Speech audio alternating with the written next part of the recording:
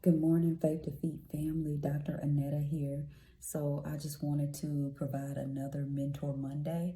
So this morning I was reading in the book of Mark, actually the 3rd chapter, and the verses at the end were something that really stuck with me, and I just wanted to share it with you all on this Mentor Monday.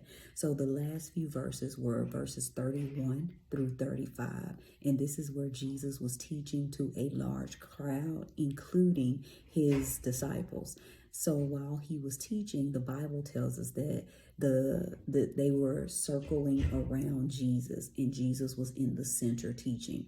And then his mother and his brothers came along, and they asked someone from the crowd to go and tell Jesus that they were there. So let's take a moment just to think about that. They basically were interrupting something that he had already started with people that were already on time and within the circle. Okay?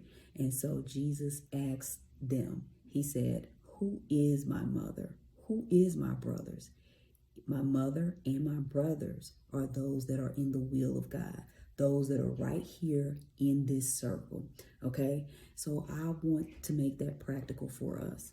We have to make sure that the circle of support that God has provided for us, we don't take that for granted. We don't disconnect the unity of that circle and disconnect the harmony that that circle provides for those that are lagging behind, those that are coming with their own agenda just because they're your relatives or they're your friends or they are what you wanted your support system to look like.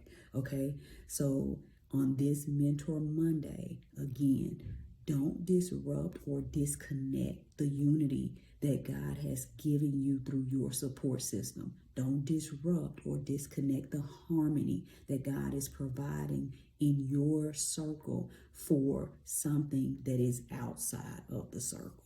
All right, I hope that helps you on this Mentor Monday. Have a great day. See you soon.